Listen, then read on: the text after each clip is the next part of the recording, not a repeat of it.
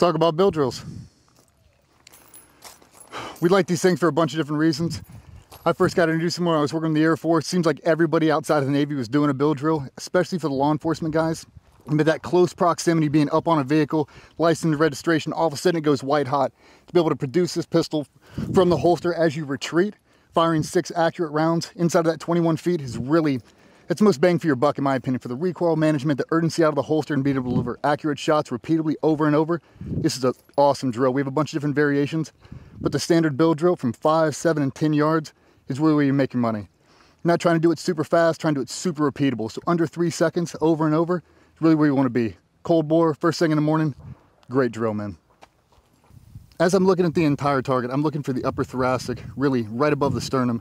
I'm trying to keep all my shots inside of a fist size.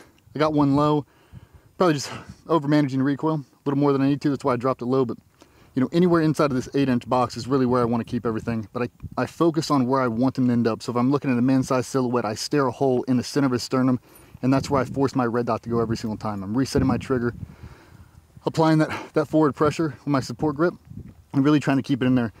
For me, when I line up this target, that's why we have the grid squares, I'm really focused on this channel. If I can get all my shots inside of here, that's really where I want them. If I start dropping these things in and around the corners, I've really got to start to refine my shot group. And sometimes that's just slowing down just a little bit. And if you hear, as soon as I produce this pistol from the holster, I do an audible breath. I'm telling myself to slow down. I can always go faster, but right now I'm trying to make it repeatable, under 3 seconds, over and over and over again. 0.25 is really where I want to live. But 3 seconds, that's repeatable. And now I go to the 7. Can I do it at the 7? Can I do it at the 10? And can I do it while I'm on the move? Really good drill, man. And we got a bunch of different variations. We'll start knocking on next for you guys.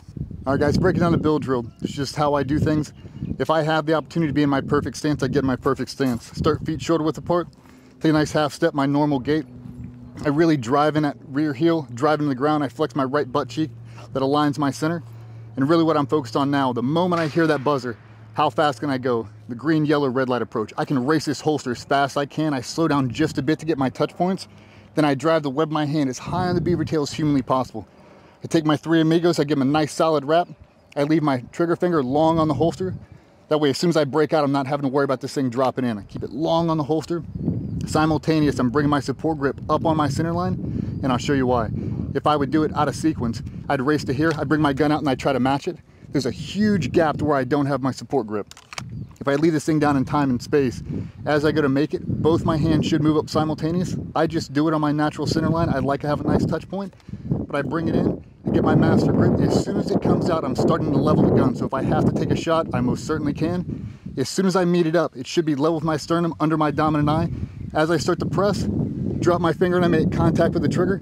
I've got a little bit of a break there. I take it right to the wall, but I'm not really applying pressure until I'm on the presentation. I apply my pressure, I break my shot, I reset my trigger. Break my shot, reset my trigger. Break my shot, reset my trigger. In my mind, I'm counting 1, 2, 3, 4, 5, 6. As fast as I can count is as fast as I should be able to shoot. So you won't hear me go, what is it? I can't do it. If I do it nice, slow, and calm, I'll be right in that 3-second window, and then I just count a little bit faster. But if I'm bobbling out of the draw, if I come out of here with a suboptimal grip with a gap in my beaver tail, it's not going to get better on round 4, 5, and 6. It's just not. This is my one opportunity. If I come out with a subpar grip on the presentation, I'm trying to do an immediate choke up and trying to fix it on my presentation. The other thing is I'm burning a hole right where I want my rounds to impact.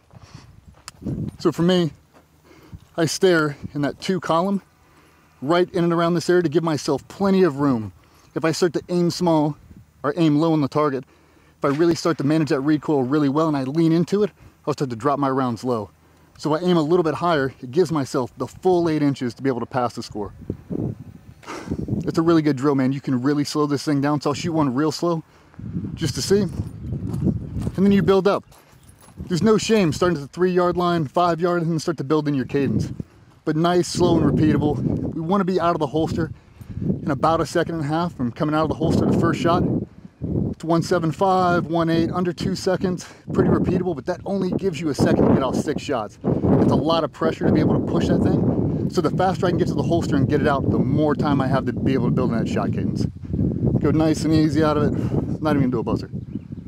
Get my master grip, my support hand comes up, I establish it, level my gun, meet with my support grip, level with my sternum under my dominant eye. As I press out and make contact, 1, 2, 3, 4, 5, 6. Break it back down. I cap on the back, long finger outside the slide, reseat, reset again. How many rounds I got in here?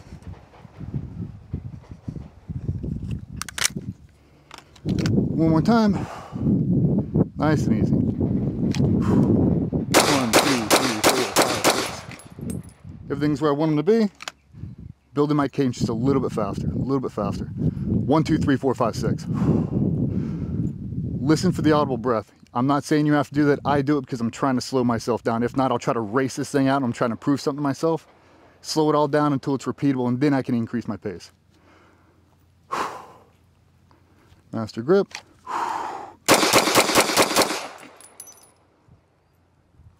All the hits are good, exactly where I want them to be. Inside of that fist-sized space. Pretty much it. I've still got my low flyer for my first shot string. But that's right where I want them to be. Right inside the heart, right over top of the sternum, in line with the spine. Hammer down.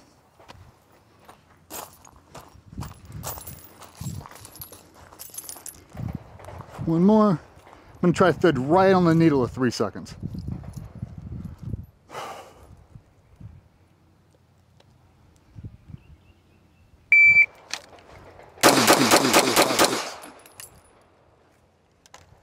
That was a 268. First shot out of the holster was 152. Splits are, let's go,